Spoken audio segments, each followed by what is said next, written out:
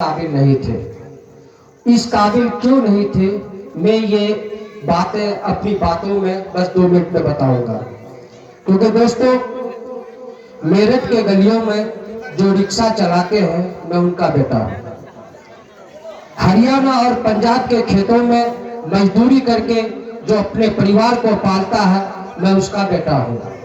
दिल्ली और बेंगलोर के शहर में पाइप का जो काम करता है, मैं उसका भाई हूँ।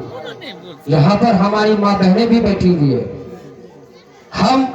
मैं उस औरत का बेटा हूँ जो दुनिया में आई, परिवार चलाया, घर की जिम्मेदारियां उठाई और वो दुनिया से चले गए। लेकिन बाद में पता चला कि उसको कलमा भी पढ़ना नहीं आता था।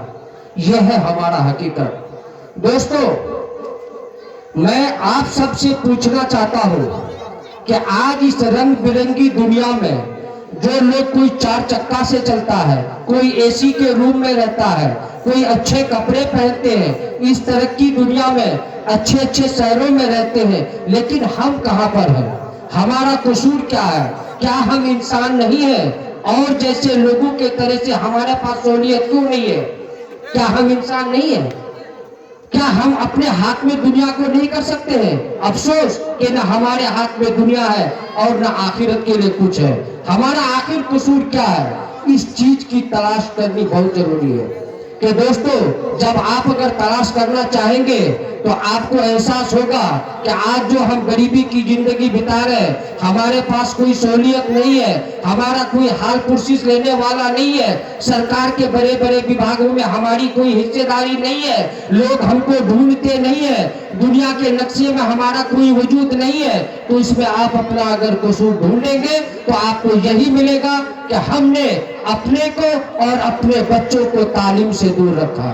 दोस्तों, मैं ये बात आपको किसी किताब की रोशनी से या कहीं से नहीं बता रहा हूँ, बल्कि ये हमारा अपना तजर्बा है जो हमने दुनिया को देखा है। दोस्तों, अगर आप चाहते हैं कि आपका बच्चा सुबह सुबह हाथ में कचिया और पसरी लेकर किसी खेत में काम करने के लिए नहीं जाए, बल्कि और लोगों के तरह से कंधे में एक बैग हो, हाथ में बड़ी मोबाइल हो और 4 चक्का का गेट खोलकर उस गाड़ी में बैठकर किसी ऑफिस में कमाने के लिए जाए, तो उसके लिए जरूरी है कि आप अपने बच्चे को पढ़ाओ।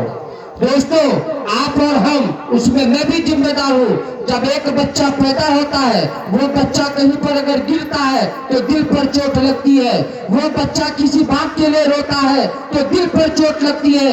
जरा सोचो कि जिस बच्चे को आप इतने मेहनत से पालते हो और वही बच्चा किसी शहर के गलियों में एक मामूली सा मजदूरी करके अपना पेट भरता है, क्या इसी दिन के लिए आप अपने उस बच्चे को पैदा किया था? क्या वही दिन देखने के लिए आपने उस बच्चे से मोहब्बत की थी? क्या कमा रहे हो? अपने बच्चे के लिए सूद भरना में जमीन ले रहे हो, ये जमावरती है। क्या कमा रहे हो? अपने बच्चे के लिए 2 कमरे का एक बिल्डिंग बना रहे हो। अरे भाई, बनाकर तो दे दो, आप तो दुनिया से चले जाओगे, उसके बाद आपके बच्चे का कौन सहारा होगा? अगर आज हम और आप अपना अकल लगा ले, अपने बच्चे को अगर तालीम अगर दे दे कि वो तालीम सिर्फ दुनिया में ही नहीं, आखिरत में भी आपके बच्चे का हिफाजत करेगा। दोस्तों, हम लोग घूमने वाले लोग हैं। जब बाहर के लोगों की बात को सुनता हूँ, उससे मिलता हूँ, उसके रहन सहन को देखता हूँ, खुदा की कसम एहसास ऐसा लगता है कि मुकद्दर का सबसे खराब हम ही लोग हैं। या फिर कभी कभी ऐसा लगता है कि सरकार की नजर में हम कुछ है ही नहीं। इस दुनिया में अगर बराबरी हिस्सा चाहते हैं, इस दुनिया में बराबर अगर चलना चाहते हैं, सिर्फ और सिर्फ एक ही रास्ता है कि आप अपने बच्चे को तालीम दो, उसके बाद तालीम देकर छोड़ दो, फिर दुनिया वो अपने आप अपने हाथ में कर लेगा, आपको वहां की मदद की जरूरत नहीं पड़ेगी। इसलिए दोस्तों, यहाँ जो बच्चों ने जो परफॉर्म किया, आपको जो आपका मन बहलाया, ये सिर्फ मन बहलाने के लिए नहीं था, बल्कि ये बच्चे ये दिखाना चाह रहे थे कि मैं ऐसा कर सकता हूँ। इसलिए मैं आप लोगों से गुजारिश करूंगा कि आपका जो बच्चा अभी तक अगर स्कूल में दाखिला नहीं हुआ है, कोई जरूरी नहीं है कि इसी स्कूल में, कोई जरूरी नहीं है कि मदरसे में, कोई जरूरी नहीं है कि बाहर, जहां आपकी सहूलियत हो, चाहे बगल में हो, दूर में हो, आपका जितना वसत हो उस हिसाब से कम अपने बच्चों को तालीम दो। आप अपने अगर बच्चे को तालीम देंगे, आपका ये सबसे बड़ा काम होगा। वक्त कम ही दिया था, इसलिए मैं माजरत चाहता हूँ और मैं शुक्रिया अदा करता हूँ फिर हजरत जी का कि उन्होंने मुझे 2 मिनट बोलने का मौका दिया। मैं अपनी बात को समाप्त करता हूँ। अस्सलाम वालेकुम।